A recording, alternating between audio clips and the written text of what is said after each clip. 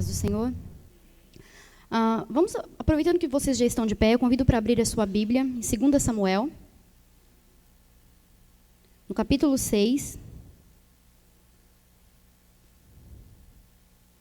Eu vou ler do versículo 20 até o 23. 2 Samuel, capítulo 6, a partir do versículo 20. Diz assim a palavra do Senhor. E voltando Davi para abençoar a sua casa, Mical, filha de Saul, saiu a encontrar-se com Davi e disse: Quão honrado foi o rei de Israel, descobrindo-se hoje aos olhos da serva de seus servos, como sem vergonha se descobre qualquer dos vadios? Disse, porém, Davi a Mical: perante o Senhor que me escolheu a mim, antes do que o teu pai e toda a sua casa, mandando-me que fosse chefe sobre o povo do Senhor, sobre Israel, perante o Senhor tenho me alegrado. Ainda mais do que isso, me envilecerei e me humilharei aos meus olhos, e das servas de quem falastes, delas serei honrado. E Mical, filha de Saul, não teve filhos até o dia da sua morte. Somente esse versículo, os irmãos podem se assentar. No dia de ontem, quando o pastor ele me ligou e me convidou para estar ministrando a palavra no dia de hoje, e quando ele começou a ligação, ele disse assim para mim: eu sei que está em cima da hora, mas teria como você ministrar no culto amanhã? E eu imediatamente respondi: sim, pastor, sem problema. Mas eu não esperava pelo que veio em seguida. Em seguida, eu achei que ele fosse viajar, como ele costuma viajar sempre. Aí, em seguida, ele me disse: é porque eu nunca estive aqui quando você ministra, então dessa vez eu vou estar. Quase que eu falei: então não, pastor. Porque para a gente é mais difícil pregar na presença do nosso pastor. E eu confesso que eu temi. E eu fui para o meu quarto, assim que eu recebi a ligação, e comecei a orar pedindo a Deus uma mensagem. E quando eu pedi a Deus uma mensagem, o Senhor me trouxe esse texto. E enquanto o Espírito Santo de Deus me revelava o conteúdo da mensagem, eu fiz igual a Moisés, quando o Senhor disse para Moisés, que estava chamando Moisés para tirar o povo do Egito. Quando o Senhor me revelava a mensagem, eu dizia: Senhor, o Senhor tem certeza? O pastor Carlos vai estar lá. E quanto mais o Espírito Santo falava, eu comecei a dizer: mas Senhor, esse assunto, eu sou tão inexperiente ainda nessa área, eu tenho pouco tempo, 3 anos de casada, ainda não tenho filhos, o Senhor tem certeza? E quando eu falava aquilo, eu ouvi claramente a voz do Espírito Santo dizendo para mim: você tem pouca experiência com família, mas família é meu projeto, foi eu que criei, foi eu que formei, e eu tenho o manual de instrução. E quando o Espírito Santo me disse isso, eu falei: amém. Se é assim, se é o Senhor, eu vou entregar aquilo que o Senhor colocou no meu coração. E eu quero compartilhar com vocês o que o Senhor colocou no meu coração. E eu sei que as mulheres, elas vão ouvir com os olhinhos brilhando essa história que eu vou contar essa noite, porque a gente gosta de romance, a gente gosta de comédia romântica. E quando o Senhor ele me trouxe esse texto, e eu comecei a meditar na palavra do Senhor, o Senhor me levou primeiro ao início da história da vida de Mical. Mical, ela era uma princesa, ela era filha do rei Saul. E a história hebraica descreve ela como uma mulher de uma beleza deslumbrante. E eu comecei a imaginar, todas as vezes que a gente vai tentar entender um fato histórico, eu aprendi isso lá atrás nas aulas de história, você precisa estudar o contexto social, econômico e político, para que você possa ter uma visão inteira daquele fato ou daquela pessoa que você está estudando. Não se é possível entender o que aconteceu com Hitler, o nazismo, na Segunda Guerra Mundial, se você não parar para estudar a situação econômica da Alemanha naquele tempo, a situação política deles e a situação social daquele país. A mesma coisa é a Bíblia Sagrada. Quando nós queremos entender a história de um personagem bíblico, nós temos que voltar no tempo e ver como era a situação econômica, o contexto social, como eram as leis, a política daquele país naquele tempo. E quando eu começo a olhar para a história de Mical foi criada como uma princesa. A Bíblia nos diz que o povo de Israel escolheu Saul para ser rei. Saul era um rei popular, era um rei amado, foi o povo que pediu a Deus um rei. Saul era a resposta das orações. Irmãos, nós ficamos tão felizes quando Deus nos honra e responde às nossas orações, que aquilo que a gente tem em mãos pode não ser o mais perfeito, mas a gente fala: é resposta da minha oração. Assim era o povo de Israel. Eles nem prestavam tanta atenção nos erros de Saul, porque para eles, Saul era o rei que eles tinham orado e Deus tinha ungido, tinha entregado a eles. E eu imagino Mical crescendo no palácio. Desde pequeno, todos nós estamos cansados de saber, e quando vemos histórias envolvendo palácios e princesas, nós sabemos que as princesas elas são criadas separadas das outras crianças. Elas moram no palácio, elas têm serviçais à sua disposição, elas aparecem nos eventos sociais toda linda, dando tchau para a multidão. Essa era a vida de Mical. Mical cresceu no palácio, ela era uma rainha.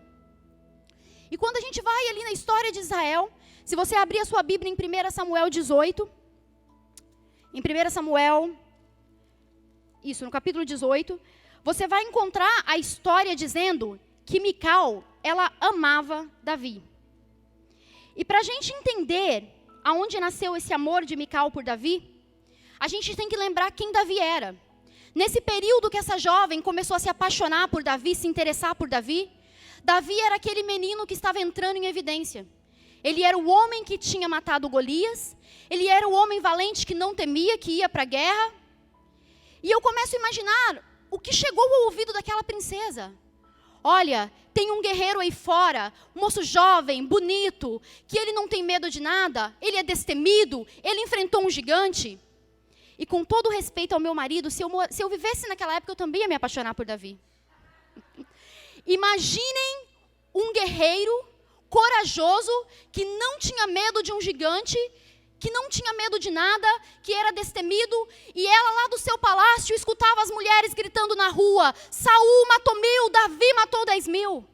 Eu imagino as fantasias que começou a nascer na cabeça daquela princesa.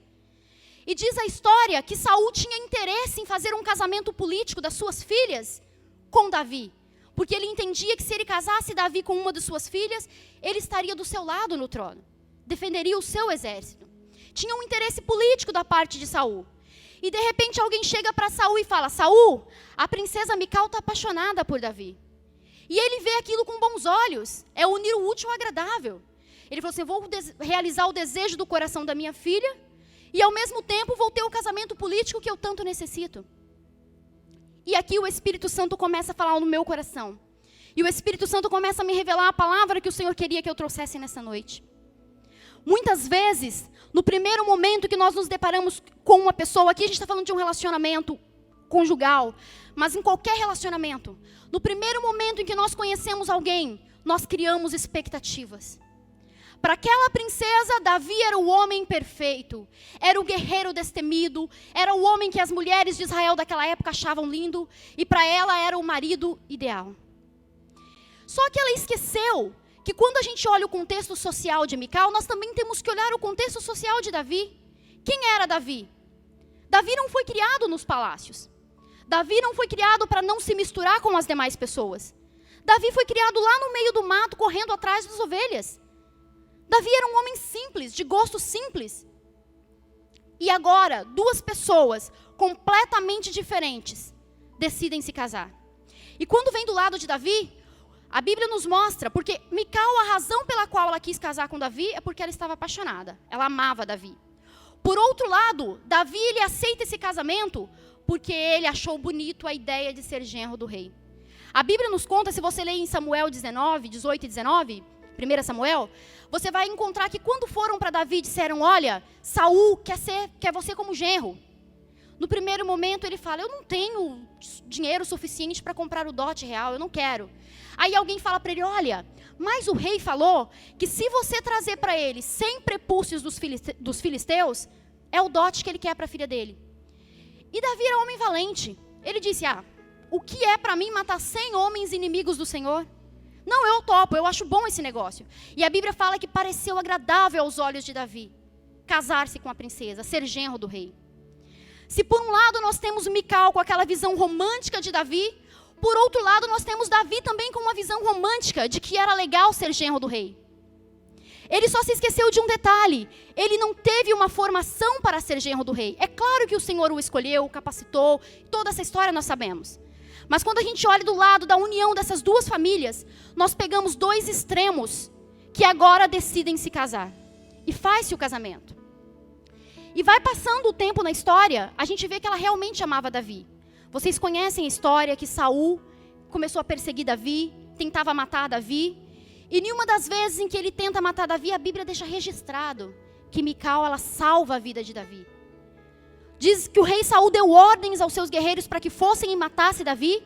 E ela ajudou Davi a escapar pela janela, colocou uma estátua na cama no lugar de Davi, fingiu que era Davi, mandou que os mensageiros dissessem que Davi estava doente, para que desse a Davi tempo de fugir.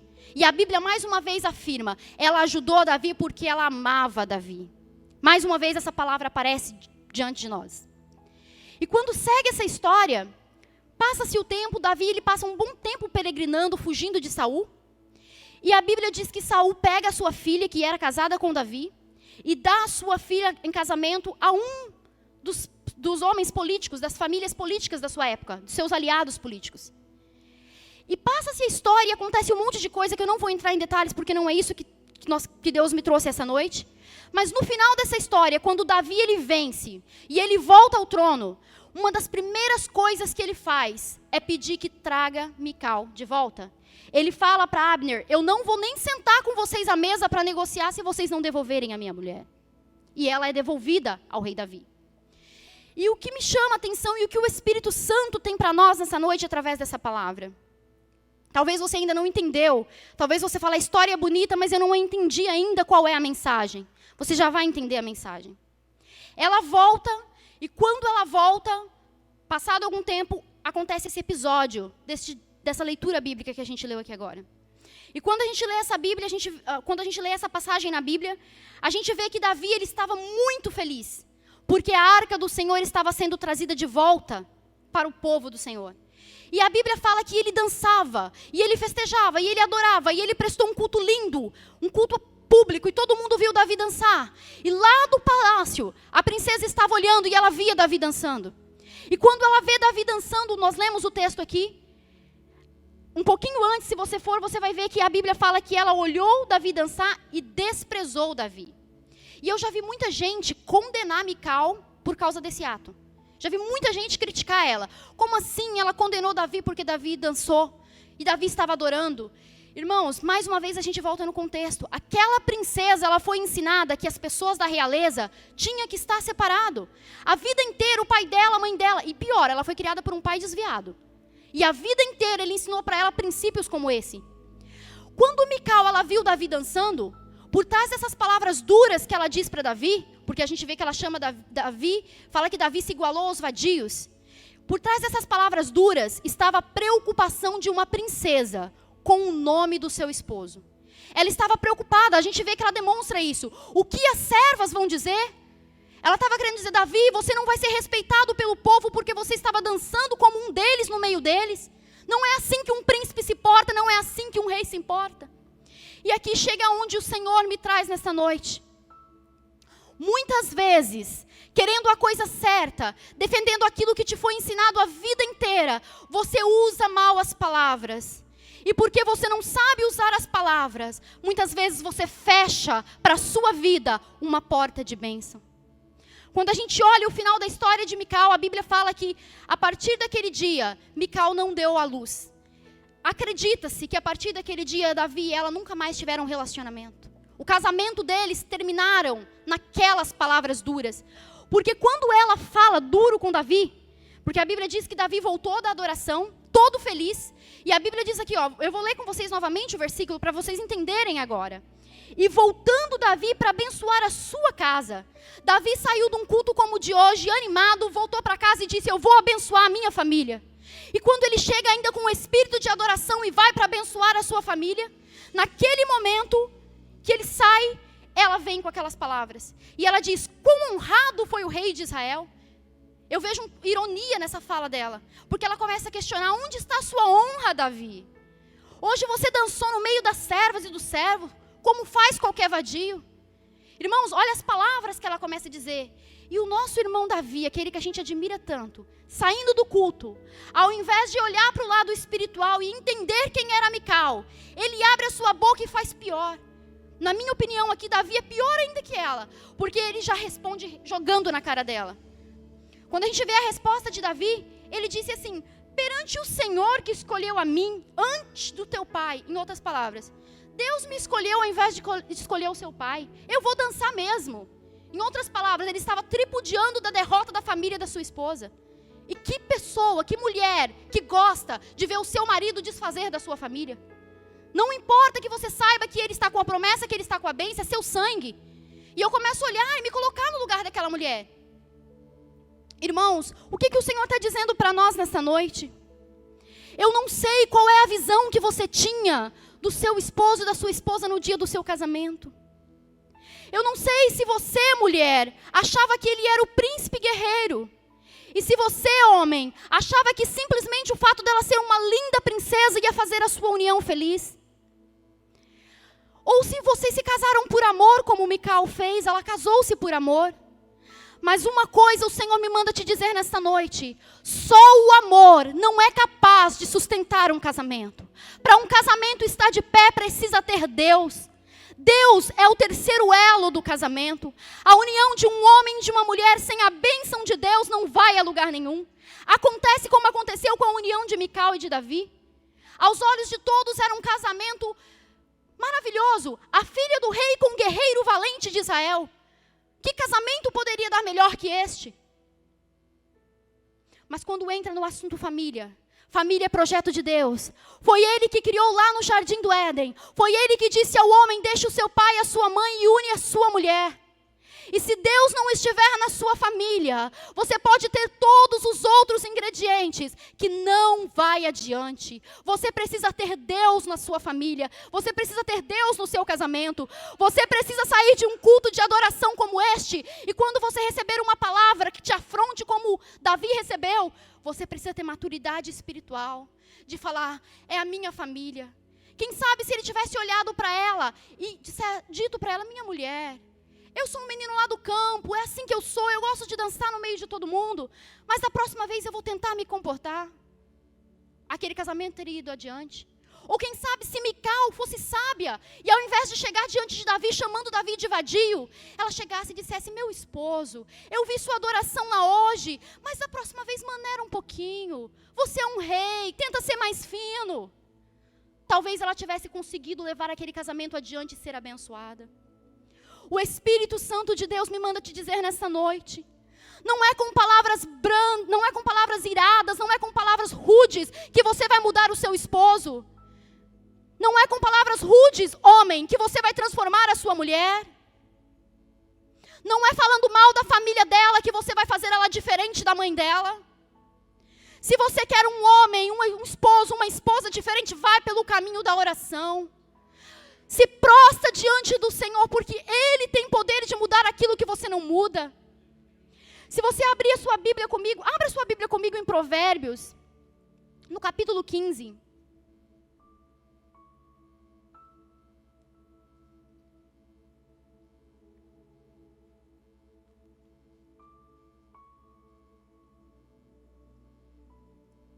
Em Provérbios 15, a Bíblia diz assim: a resposta branda desvia o furor, mas a palavra dura suscita a ira.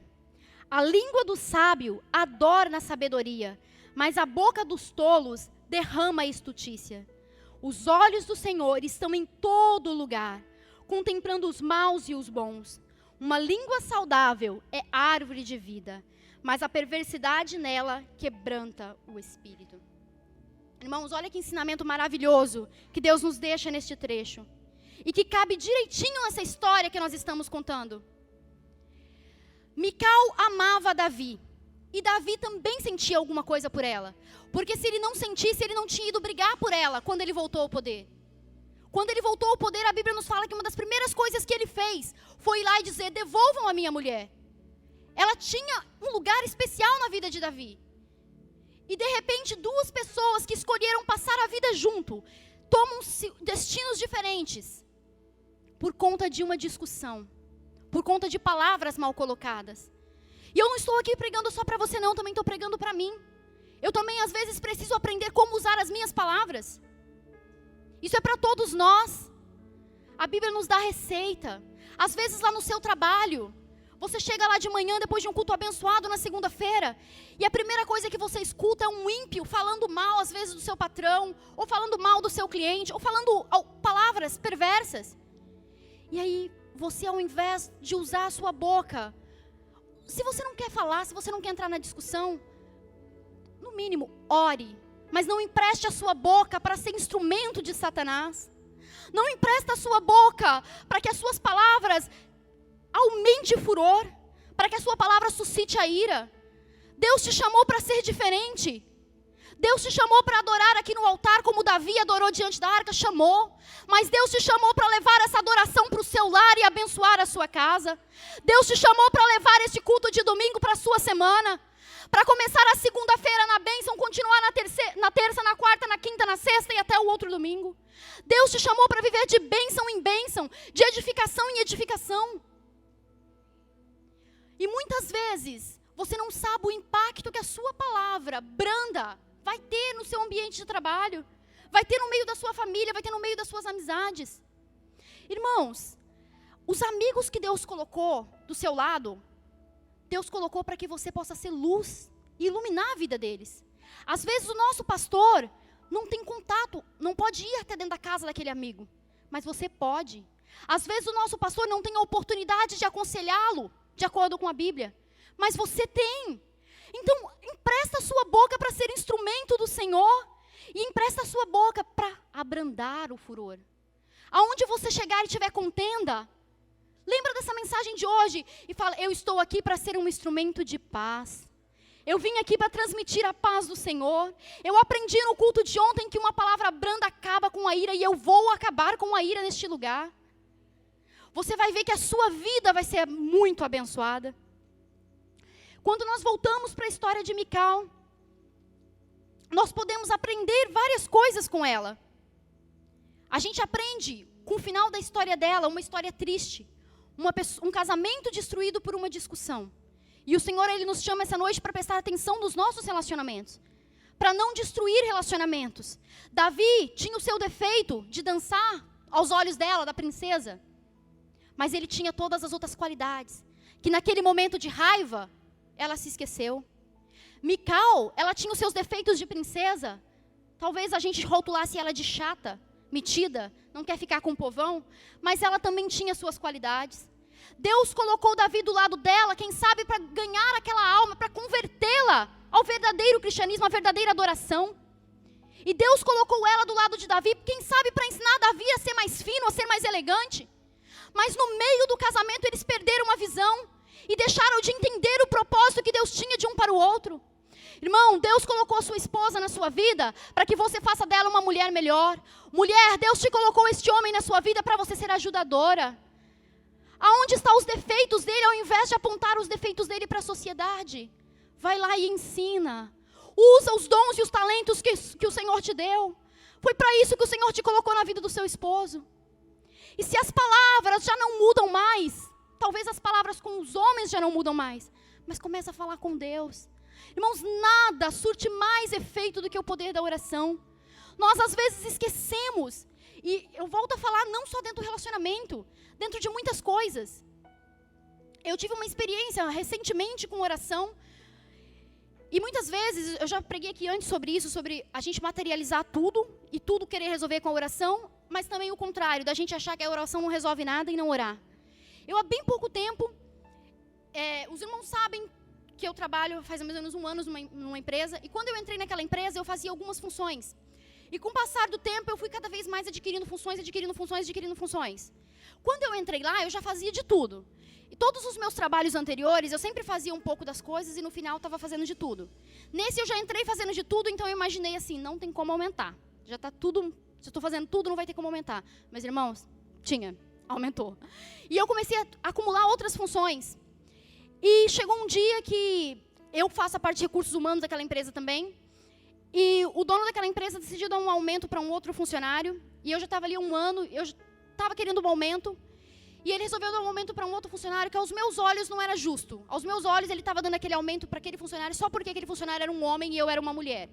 Porque no mercado de trabalho a gente tem muito essa discriminação ainda. Muitas vezes a mulher trabalha 5 vezes mais que o homem, mas eles ainda continuam pagando mais ao homem do que a mulher. E eu cheguei a comentar com o dono da empresa, na hora que eu achei que aquilo não estava correto. Eu falei para ele, eu concordo com você dar esse aumento para o fulano, mas você tem que dar para mim também, porque convenhamos.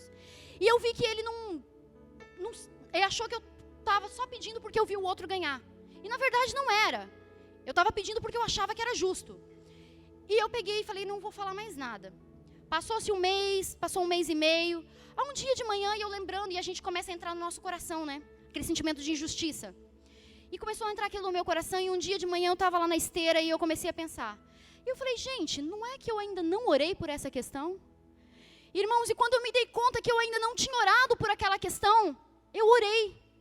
Falei, Senhor, eu entrei nessa empresa fazendo isso, isso e isso, agora eu estou fazendo isso, isso, isso e isso. Senhor, o fulano está ganhando tanto e ele acha que o tanto que eu estou ganhando é muito. Senhor, essa questão não está me parecendo muito justa, Senhor. Irmãos, eu fiz a oração e eu esqueci da oração. E quando eu cheguei no meu trabalho, era dia de payroll. E eu fui confirmar com ele as informações antes de mandar a ficha final do payroll. Eu falei assim para ele, esse mês a gente está dando aumento só para fulano e ciclano, né? Ele falou assim, não, para você também. Eu falei, oh glória! Quantas vezes as nossas palavras, por mais eloquentes que elas sejam, elas não vão resolver o nosso problema. É o caso de Mical. Um discurso lindo para tentar mostrar a Davi que ele tinha agido errado. E não resolveu em nada. Muitas vezes o seu discurso lindo, preparado, elaborado, a sua argumentação, você está cheio da razão, mas isso não vai ser suficiente para mudar a sua história.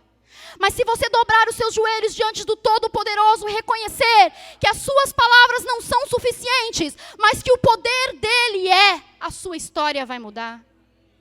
Muitas vezes nós cristãos sofremos porque não fazemos o óbvio, o simples, o que nos é ensinado na igreja todos os dias.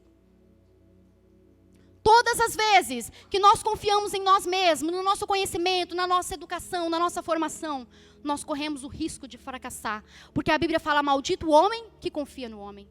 Mas naquele momento que você olha para tudo e você fala, agora não dá mais, eu já fiz tudo o que eu podia, é a hora que o Senhor dá um sorriso do céu e fala, era isso que eu estava esperando, meu filho. Era isso que eu esperava, minha filha. Eu esperava você chegar diante de mim e dizer, Senhor, aqui está o meu casamento. Eu não posso fazer mais nada. Age, Senhor, é a hora que Ele entra, transforma, muda, edifica. Eu não sei com que palavras você tem tentado trazer a mudança para a sua vida. Eu não sei qual é o jeito que você tem tentado. Eu não sei se você discutiu com seu marido ou com sua esposa hoje antes de vir para este culto. E eu não sei se você, solteiro que está aqui, está olhando aí fora e querendo uma princesa. E você, princesa, está querendo um guerreiro. Se você, princesa, está procurando um guerreiro, lembra que o guerreiro é bruto. Ele não é o príncipe. E você, guerreiro, lembra que a princesa não cozinha, que ela tem empregada doméstica. Começa a rever os seus conceitos. Começa a ver se isso é mesmo a direção do Senhor. E se é amém, você vai usar para bênção e não para maldição. Nessa noite, o Senhor te convida para prestar atenção num relacionamento que falhou. No relacionamento de Mical e Davi. Para fazer do seu relacionamento um relacionamento diferente. Para fazer da sua boca uma boca que traz transformação e não maldição. Davi saiu do culto, entrou na sua casa disposto a abençoar. E no final daquela conversa, ele tinha amaldiçoado, porque a família dele com Mical morreu ali. Não saia do culto disposto a abençoar e perca essa bênção no meio do caminho. Leva a bênção com você.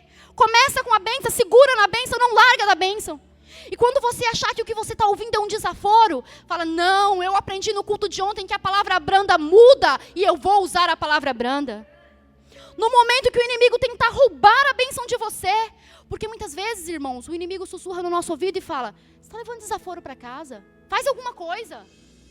Ou muitas vezes, a gente vê determinada situação e já se põe no papel de juiz.